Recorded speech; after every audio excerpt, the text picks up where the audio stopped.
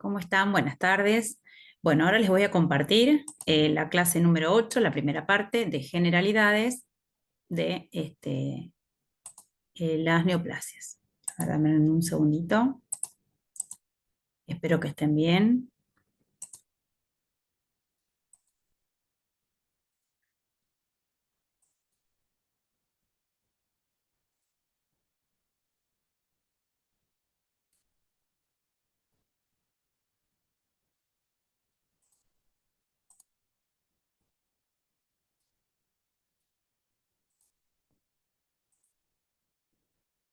Bien, ahí estamos.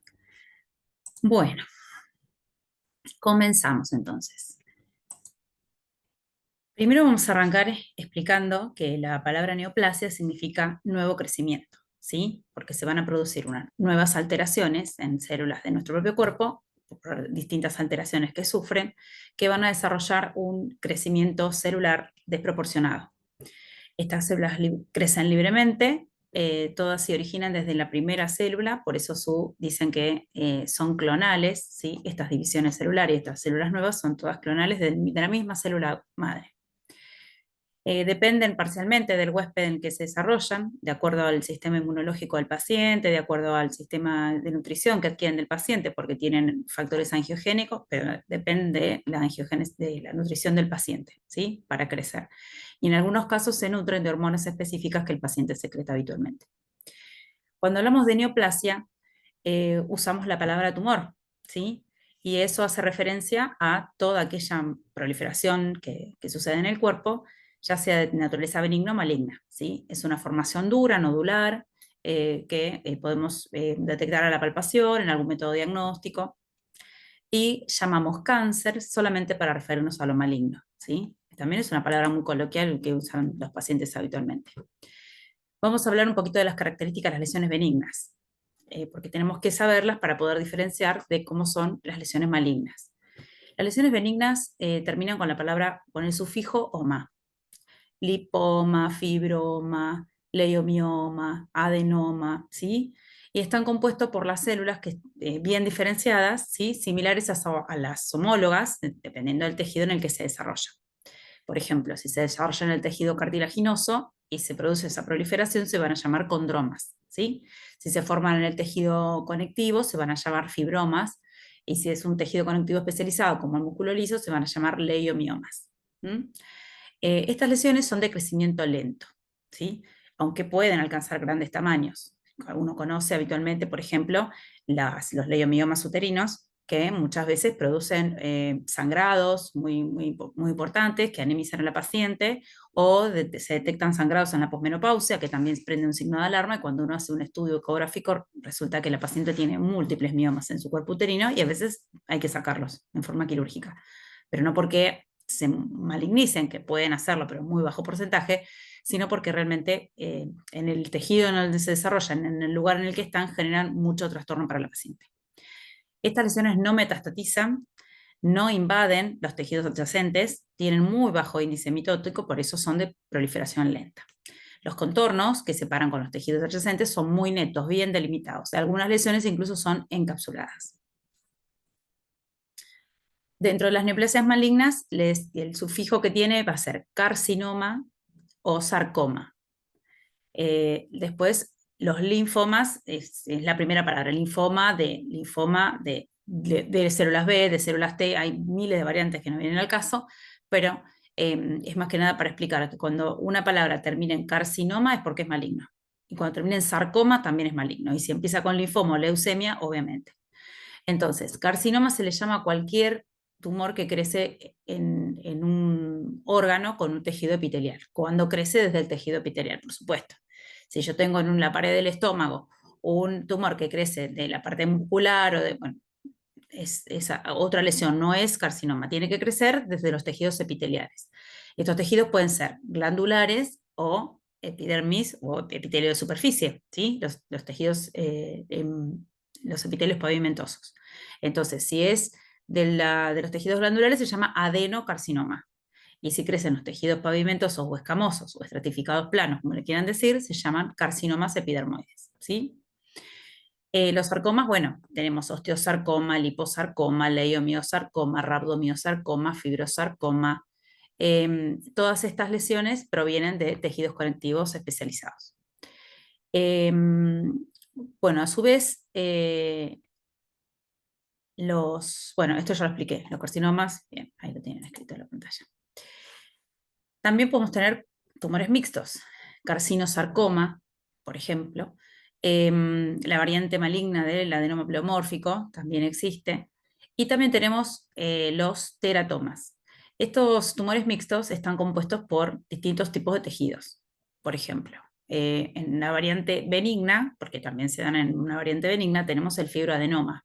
Es una lesión que se da en la mama, que tiene tejido epitelial, que también prolifera, y tejido estromal, ¿sí? Que es tejido conectivo. El adenoma pleomórfico es un tumor de las glándulas salivales que también tiene distintos componentes tisulares. Tiene epitelio, tiene estroma, también puede a veces crecer cartílago. Nombramos a los teratomas.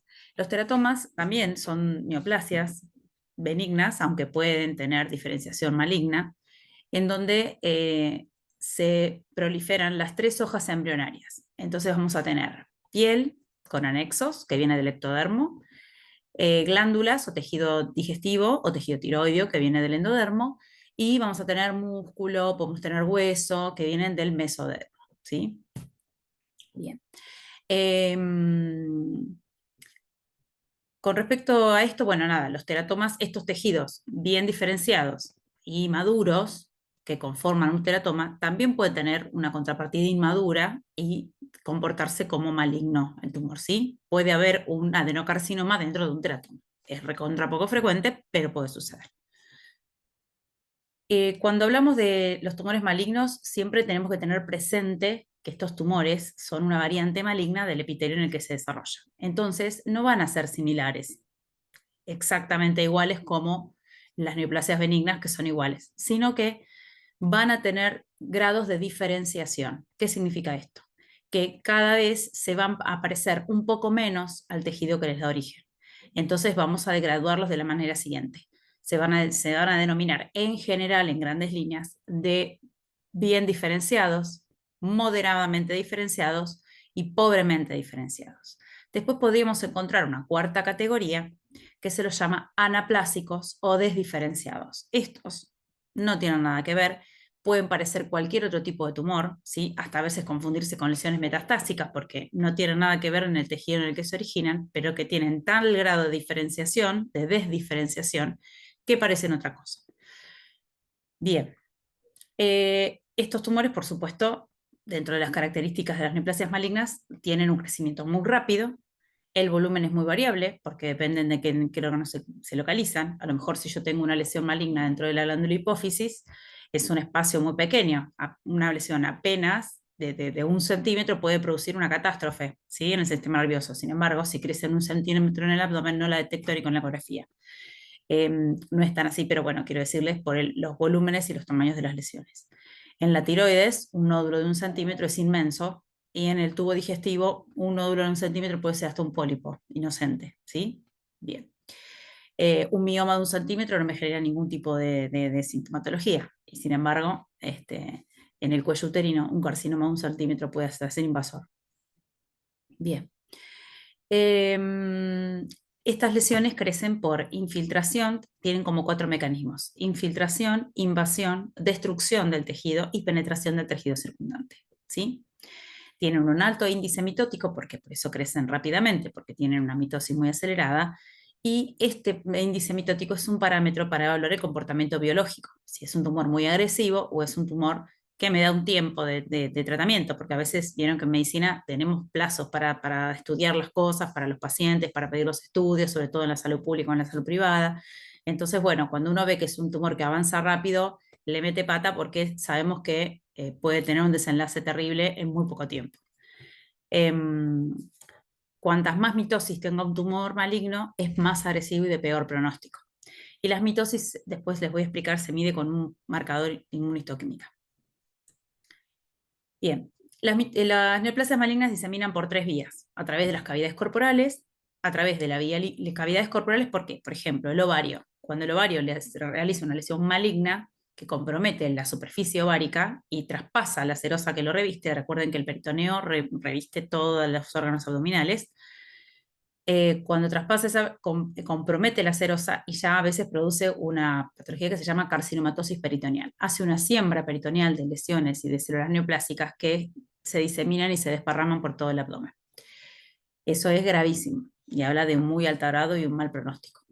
También se diseminan por vía linfática, ¿sí?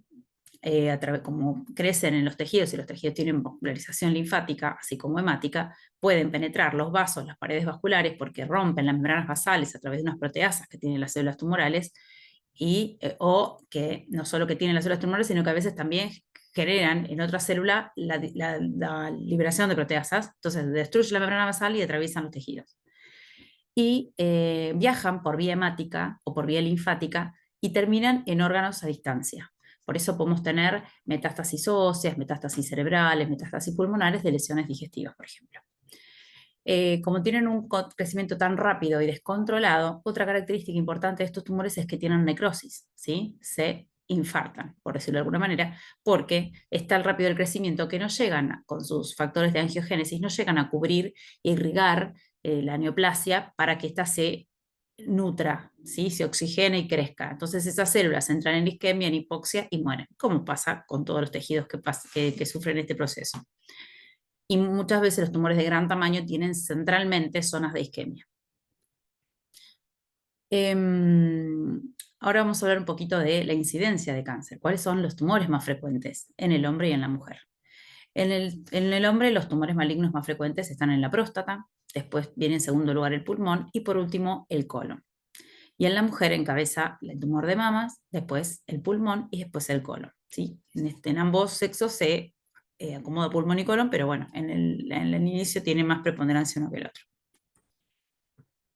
Ahora vamos a hablar un poquito de esto que es un aburridísimo, las bases moleculares, pero sin embargo es muy importante y nos explica un montón de cosas, de que por qué los tumores crecen como crecen y cómo todavía no hemos encontrado la cura. Son unos desgraciados y súper complicados. Lo esencial de la carcinogenia, desde que se vienen estudiando los tumores, es que se produce un daño no letal. Es decir, hay distintas situaciones, distintas noxas que generan un daño no letal en la célula, ¿sí? Y esta célula sufre transformaciones y comienza su división. Y desde una única célula ya dijimos que se divide en dos células hijas, esa a su vez en dos, y así va proliferando y va creciendo la neoplasia. Hay 4 tipos especiales de genes que son afectados para el desarrollo del cáncer. Los protoncogenes, que son los promotores del crecimiento de los tejidos de las células, los supresores tumorales, que inhiben el crecimiento, los reguladores de la muerte celular programada o apoptosis y la reparación del ADN.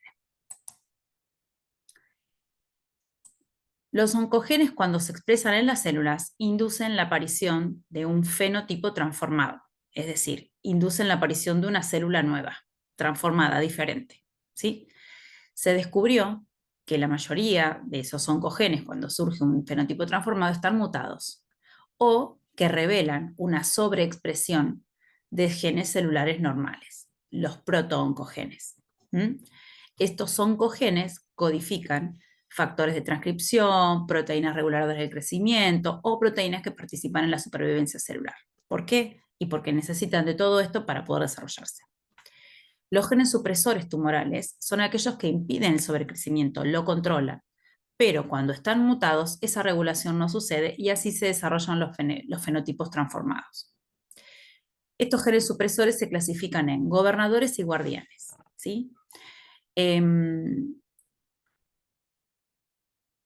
Hay una explicación en el libro que tiene que ver con el gen de retinoblastoma y con el TP53, que está súper explicado en el libro. Lo pueden buscar de ahí porque incluso es una pregunta para la guía. Las transformaciones que van a sufrir nuestras células del cuerpo pueden ser sutiles, como hemos visto, a nivel de proteínas de transformación, a nivel de genes de supervivencia, o pueden generar cambios en el cariotipo, es decir, en las cadenas de ADN. Estos cambios son comunes, los cambios más comunes son las translocaciones, las deleciones o las amplificaciones. Un término que tenemos que tener muy en cuenta es la aneuploidía. ¿sí? ¿Por qué? Porque es un número de cromosomas que no es múltiplo de 23, que es el estado haploide habitual. Entonces se producen por un error en el control de la mitosis. Esta teoría fue explicada durante muchos años y es la teoría que sostenían para el desarrollo de la carcinogénesis. Después esto fue abolido porque se dieron cuenta que sucedía en otras situaciones. Luego también acuñamos el término de microARN, que es un fragmento de ARN monocatenario de 22 nucleótidos que funciona como un regulador negativo e impide, inhibiendo la expresión post-transcripcional al reprimir esa traducción, ¿sí? Los genes supresores tumorales y los de reparación del ADN también pueden ser silenciados por cambios epigenéticos, que implican modificaciones reversibles hereditarias en la expresión génica, y que eso producen no por mutación, sino por la metilación del promotor. En este gráfico yo les quiero mostrar cómo fue progresando el desarrollo tumoral y cómo fue llegando a la heterogeneidad que hoy tenemos en los tumores. Acá tenemos una célula normal que es afectada por una noxa carcinogénica y desencadena alteraciones y la transforma en una célula tumoral. Esta célula tumoral madre, la primera, se divide en dos células hijas, a su vez estas en dos, y así va creciendo y se van desarrollando las neoplasias en los tejidos. Pero en algún momento surge de una célula hija que sufre una variante que en esto del crecimiento tumoral siguen estando las leyes de, ay, no me sale el nombre, no me acuerdo si era Darwin o cuál, que era la que sobrevivía el más fuerte, el más apto. Entonces esta célula muere y sobrevive la más apta.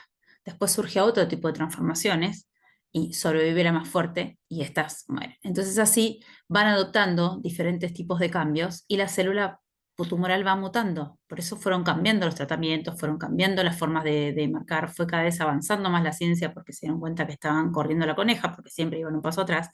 Entonces ahora se empezó a pensar en todo esto y fue por eso se fue investigando y fue surgiendo. Entonces tenemos una formación tumoral como esta, por ejemplo, donde está constituida por distintas situaciones. No son todas iguales las células. Esta célula requiere menos factores de crecimiento, esta otra de acá no es antigénica, ¿sí? Esta otra de acá no es, tiene características invasivas, esta de acá tiene poder metastatizante, ¿sí? Entonces, todas estas células tumorales tienen una expansión clonal porque son las supervivientes, ¿sí? Las más aptas. Y por eso, bueno, todo esto es lo que genera la neoplasia maligna solea, ¿sí? Entonces se va transformando, hay una progresión, hay proliferación de células genéticamente inestables, porque son inestables, y eso lleva a la heterogeneidad de las variantes de las células tumorales, ¿sí? Por eso en un mismo tumor podemos tener distintos tipos de receptores, podemos tener distintas alteraciones biomoleculares, ¿sí? Hay tumores que tienen más de 30, 40 alteraciones. Bien.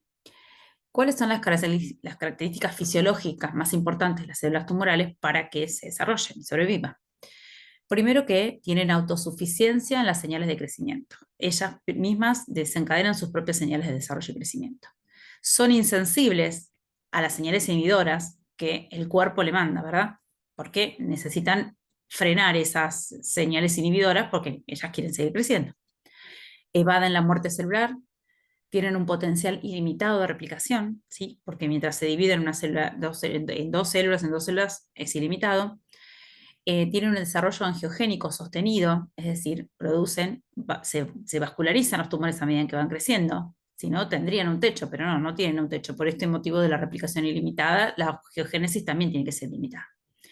Tienen la capacidad de invadir y metastatizar por este sistema de proteasas que yo les digo, que destruyen las membranas basales, y tienen una característica particular que es la reprogramación del metabolismo energético. ¿Qué significa esto? En vez de utilizar el metabolismo normal y común de las células, utilizan se llama glucogénesis aerobia, si no me equivoco. Se me fue la cabeza el término. Bueno, después se los voy a decir en clase. Lo voy a poner ahí. Entonces, ¿qué pasa? Utilizan el metabolismo de la glucosa. Utilizan mucha glucosa del cuerpo. ¿Y qué pasa con esta glucosa? ¿Qué pasa con este dato que hemos descubierto?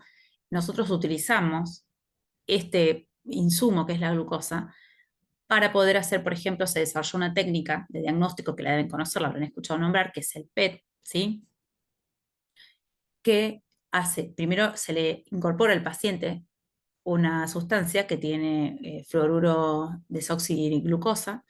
Esta sustancia se distribuye a nivel hemático y es atraída por las células tumorales en la parte del cuerpo en la que estén acantonadas. Entonces, cuando marca cuando yo hago el revelado de este proceso, se evidencian y son hipercaptantes las zonas de mayor consumo de glucosa. Entonces esto me da la pauta de los focos, ¿sí?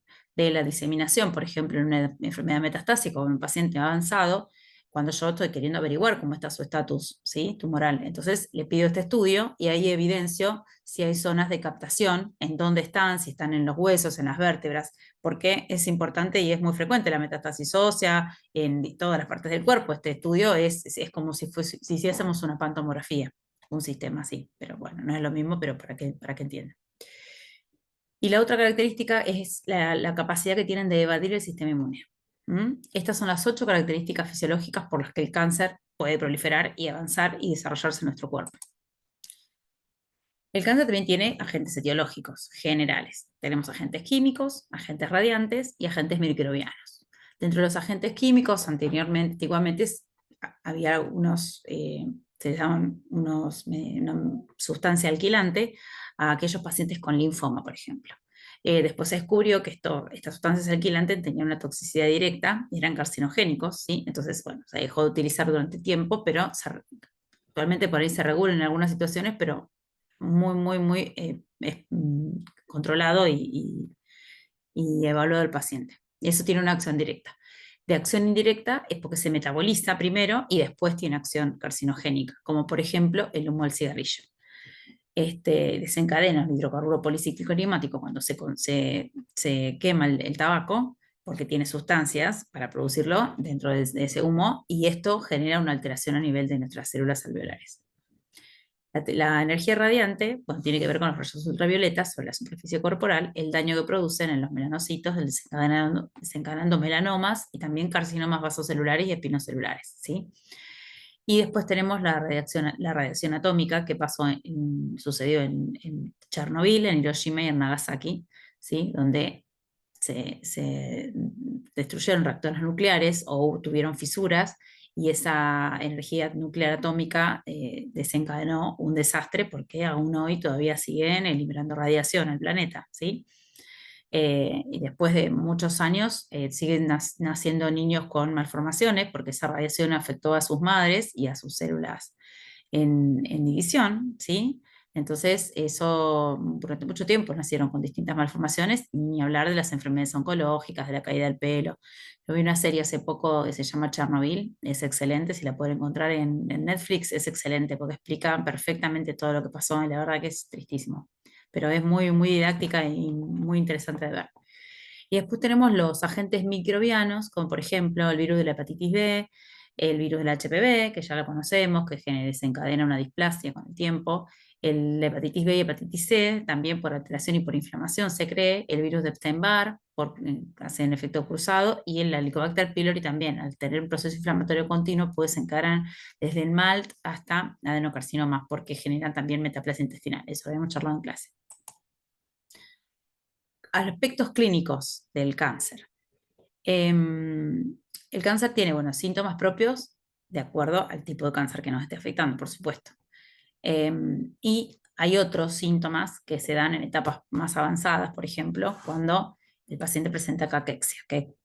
¿Cómo un paciente tiene caquexia? Bueno, tiene que tener pérdida de la grasa corporal, pérdida de la masa magra, de los músculos, está muy adelgazado, tiene una debilidad profunda, un cansancio permanente, no tiene ganas de comer, no tiene apetito. Entonces ahí estamos y van a ver que el paciente empieza con requerimiento nutricional, ¿sí? Hay que darle una nutrición muy intensa porque los tumores crecen y son devoradores, ¿sí? ¿Se acuerdan que consumen muchísima glucosa?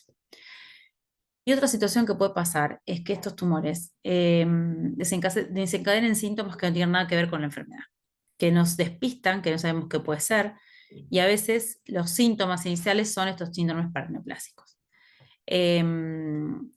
y a veces nos hacen pensar en una enfermedad metastásica y no, es una neoplasia en el órgano que le da origen, en las células que le dan origen. Como hablábamos hoy, lo del estado del grado de diferenciación, todos los pacientes oncológicos, una vez que son diagnosticados con un proceso oncológico, debemos seguirlos estudiando para poder, primero, establecer la gradación de esa neoplasia, porque esto va a estar directamente relacionado con la probabilidad de metastatizar, con la probabilidad de sobrevida, con la probabilidad de curación o por lo menos de sobrevida libre de enfermedad. Y entonces, ya habíamos dicho que esto se gradúa algunos se gradúan en bajo grado y alto grado, y otros se gradúan en bien diferenciados, moderadamente diferenciados y pobremente diferenciados. Em, ¿Qué más les iba a decir? Bien. Después tenemos la estadificación. Nosotros en patología utilizamos el TNM, donde la estadificación TNM, que la T significa tumor, la N de node, que es de ganglio, y la M de metástasis a distancia. Estas, en general, al menos yo, utilizo unos protocolos donde uno, de acuerdo al órgano en el que se desarrolla la neoplasia, tiene una serie de ítems y parámetros que indicar y que informar, a modo después de resumen, identificar el TNM. Los del tubo digestivo son similares en algunas situaciones, pero en algunos órganos son completamente diferentes. Y en algunos lugares, por ejemplo, en el mismo tubo digestivo, suponte no es lo mismo colon derecho que recto. Entonces, hay parámetros que hay que tener en cuenta a la hora de poder armar el protocolo. Y son protocolos largos, ¿sí? Son extensos, por eso es re importante el estudio de la pieza histológica, de una buena macroscopía, para poder apoyar arribar ese diagnóstico, porque eso es lo que va a servir de sustrato al oncólogo para saber en dónde está parado con este paciente.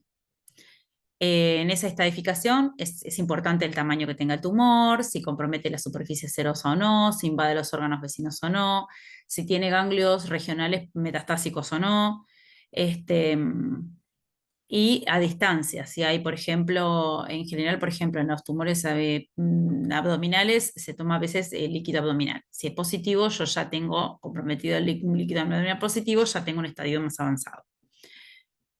El clínico utiliza también esta estadificación y a veces no es tan exacta la de ellos con la nuestra. ¿Por qué? Porque nosotros tenemos otros parámetros para definirla. Ellos se basan en estudios de imágenes, en laboratorio, en semiología, en palpación. Entonces, a veces se contraponen, pero bueno, eh, en algunas hay consensos en algunos grupos de trabajo de, por ejemplo, mama, qué sé yo, patología de próstata. Bueno, se juntan expertos de distintas disciplinas y se ponen de acuerdo y decir, bueno, cuando pasa esto, tiene este estadio, se hace esto. Entonces, esa manera son protocolos de trabajo que así permiten que todos trabajemos de la misma manera y que uno me vaya a España con el protocolo de patología de acá y un español le entienda, un patólogo español o un médico oncólogo español le entienda perfectamente en qué estadio es el paciente. Y esto, de hecho, sucede muy seguido.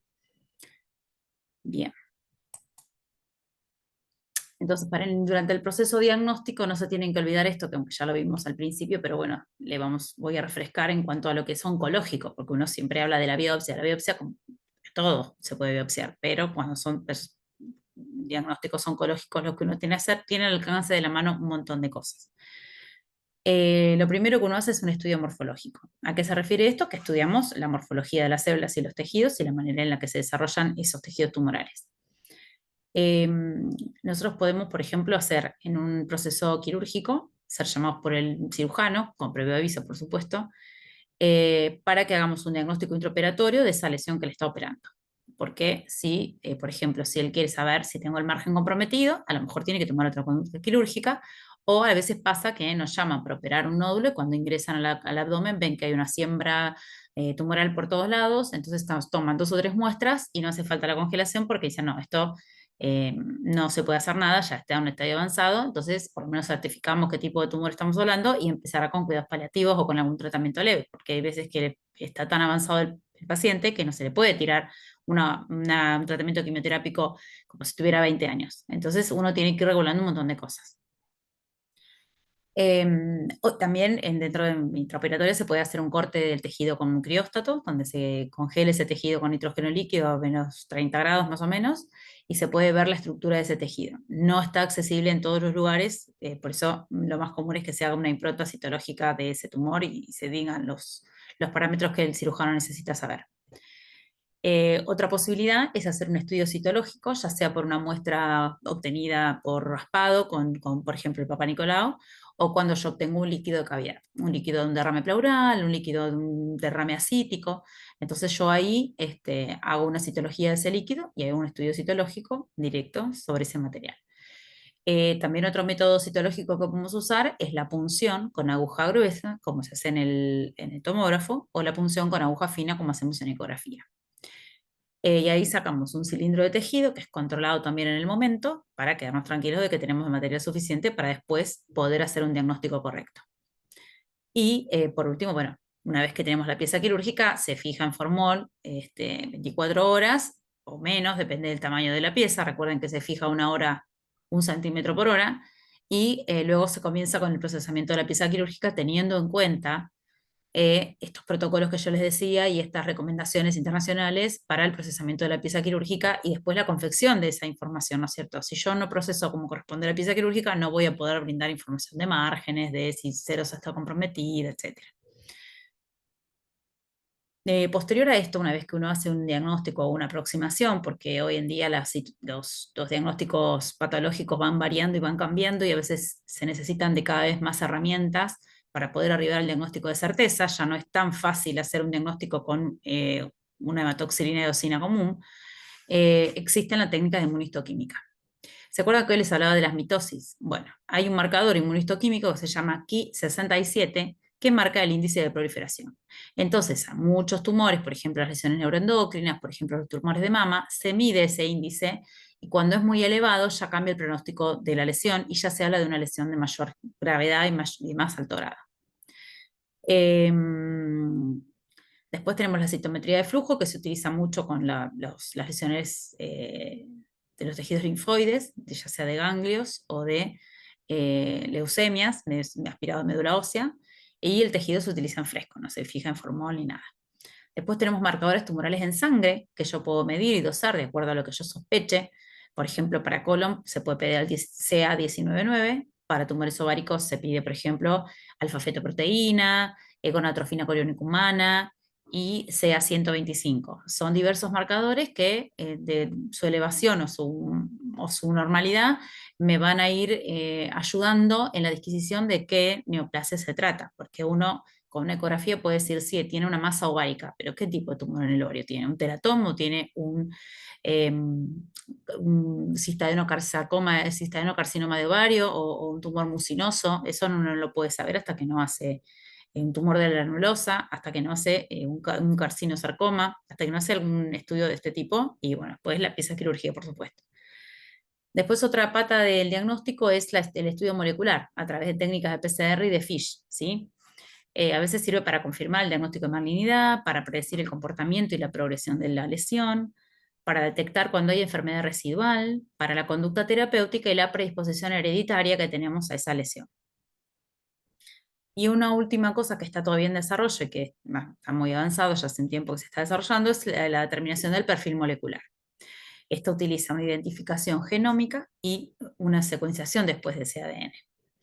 También sirve para pronóstico, para progresión de la enfermedad y para tratamiento terapéutico, ¿no? Se eligen, de acuerdo al perfil molecular, se eligen determinadas drogas oncológicas u otras. Bueno, eso es todo. Ha sido largo, ha sido tedioso, pero entretenido. Bueno, por lo menos para mí, que me encanta la patología. Bueno, los dejo, les mando un abrazo grande y nos vemos mañana en clases. Un abrazo, que anden bien.